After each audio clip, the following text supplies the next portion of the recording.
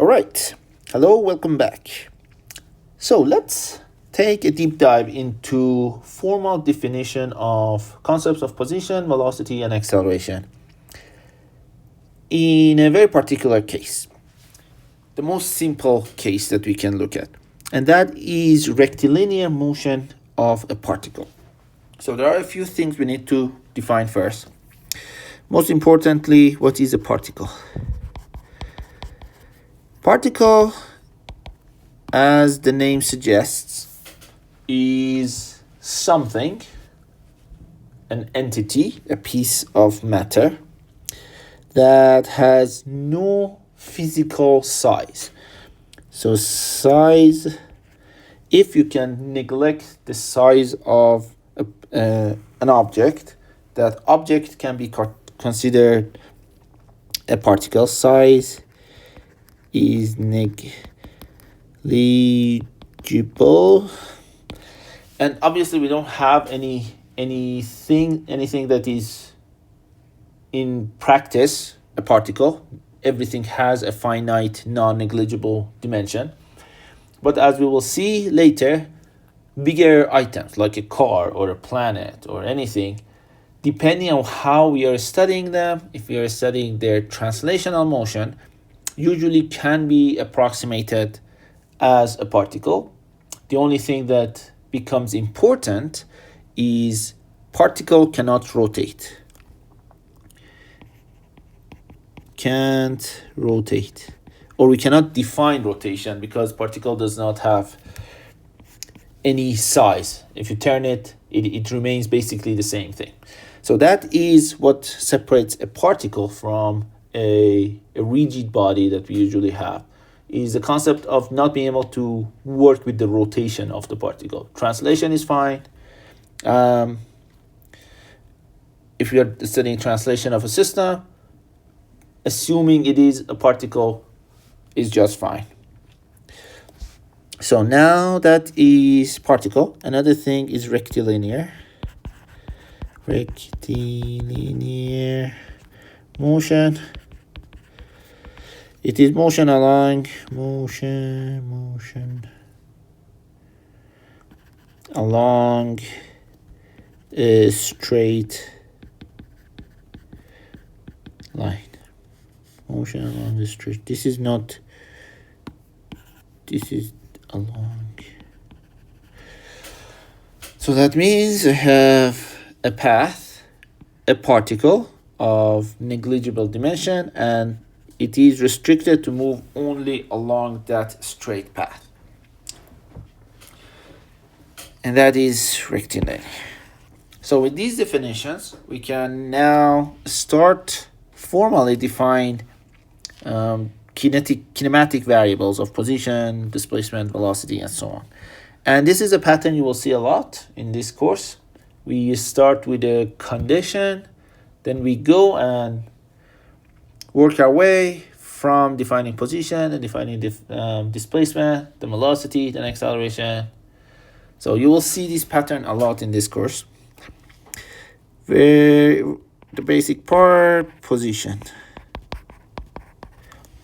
So when we have rectilinear motion, things are simple. I have a line, a straight line, a particle. I need to fully tell somebody where this particle is. And to do that, I can take a reference point and with a tape measure the distance. Usually, if it's a rectilinear motion with letter S, we define it. We measure the distance relative to that fixed reference, and that is our position.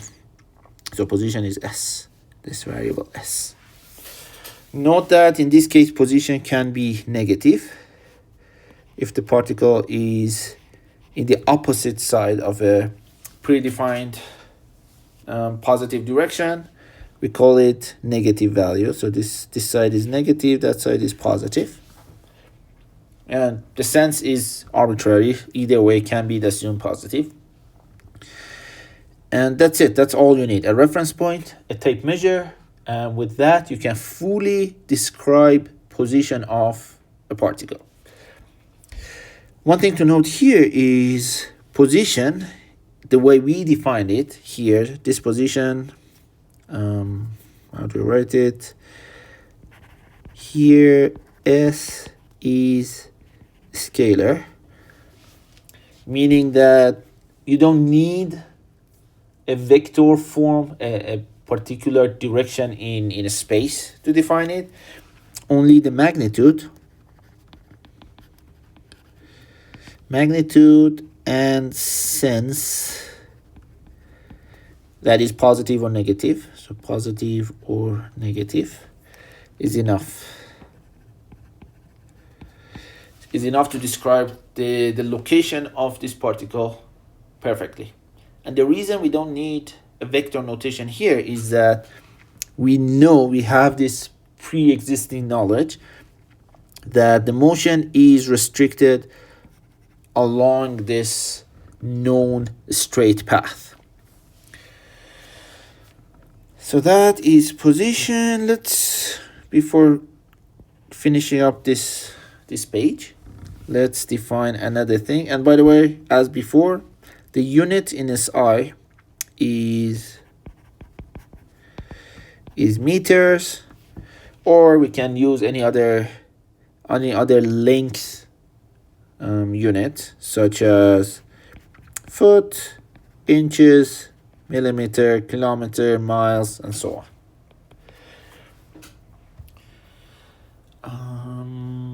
Yeah, I think that is it here. Oops. Let me emphasize. S here is a scalar, but remember, in general, position is a vector quantity. Okay, that's good enough. Moving on to another concept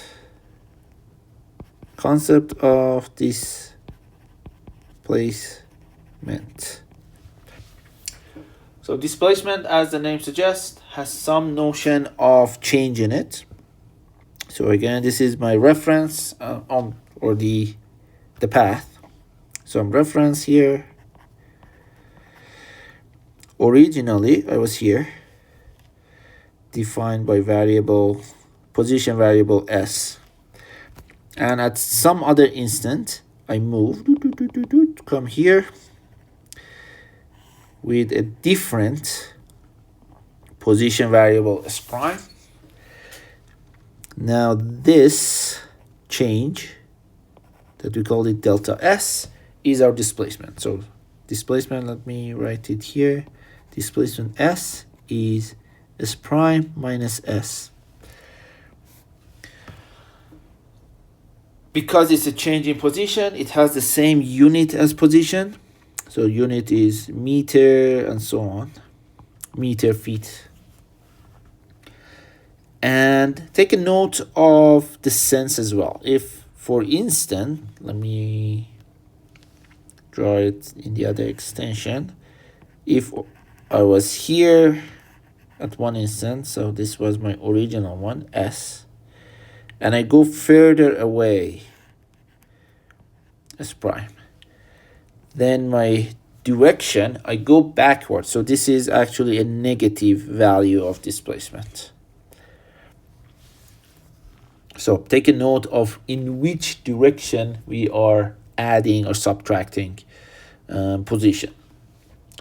So I'm out of a space. Let's leave it here, and we come back with a couple of more definitions. I'll see you then.